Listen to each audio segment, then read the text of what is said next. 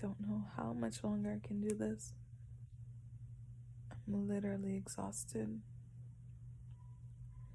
Mentally, spiritually, emotionally, all of it. I need you, Father. I keep begging for him to come through, and yeah, don't know what's gonna happen. And it doesn't help that my doubt is there, my unbelief, and I'm just so exhausted. Hi guys, this is an update from the previous video, which took place on Tuesday, which was 2 days ago. Today is Thursday, and I just feel so relieved. I'm so happy that the Lord has come through for me.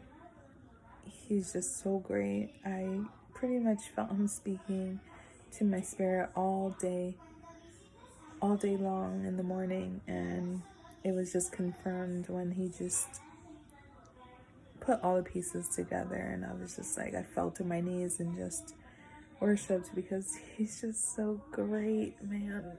And I just get upset with myself because I continue to doubt. I continue to, question. I continue to not trust completely and question and overthink and get exhausted. And what I need to know is that I just need to surrender.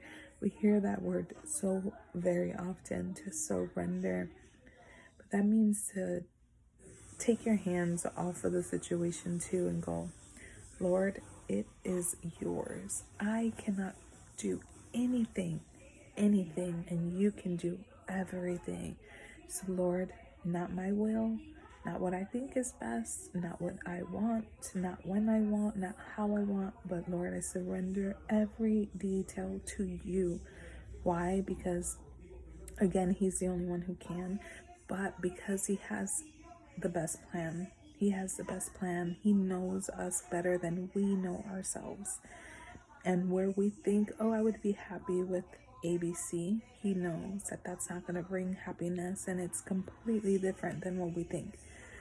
So I realize in my situation, trying to make things work out, it might work out for a little bit, but at the very end, it just flatlines because it's not of the Lord and it's not his plan for me. So I don't understand why, I continue to fight it, why I continue to try to make sense of things or put things together, make things happen, make things work, when all I need to do is just surrender, lay at his feet, give it to him, be in fellowship with him, and letting him do what he does and getting out of the way.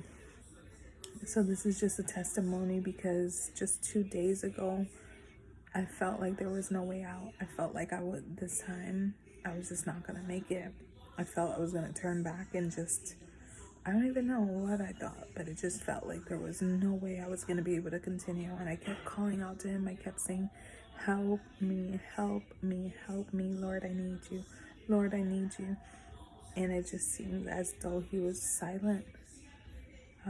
But look, he's so faithful. And again, every time I go through this situation and it's an attack from the inside, it doesn't seem like it. It just seems like it's me and my thoughts and my feelings. And I get really discouraged, but he always gets me through. And when he does, when I'm out on the other side, I go, oh, that was an attack. Silly me. And I've told myself many times, oh, I'm gonna promise when I'm in the middle of that storm and it feels like I will not get out and there's no way, that to say to myself, this is an attack, it's temporary, the Lord is faithful and he's gonna come through. But when you're in the middle of it, well, for me at least, like, I can't see the way through, and then when it's done, I'm like, oh, of course it was an attack. Oh, of course he's faithful and got me through. Oh, of course. But it's not fun when you're in the middle of it. But when he gets you out of it, it's always like 1,000 times better than it was before. It's just, I feel that every time I do go through that situation, I come out knowing him more. I come out just loving him more, hearing him and saying, wow, Lord, you really love me, although I felt abandoned in these days or weeks or whatever it is. And so it just makes it that much worth it. you know, it's like, of course, to feel this way, how I feel right now, of course I would go through it. But it's tricky while you're in it. So I just wanted to put this out there for anyone who is following Christ, and not the way the world does it, not the way even church or religion does it, but, you know, just on a real personal level, which will require you reading his word. Right? So when you read his word and you have his Holy Spirit, things just click and you see it differently.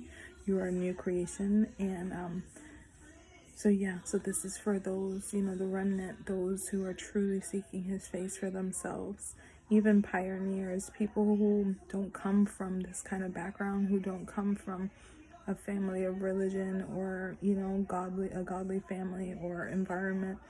And, you know, you have a pretty, you know, tough calling for the Lord, and you're willing to give him whatever. At least you have that desire to. So this is for you, some encouragement, and to let you know to hang on.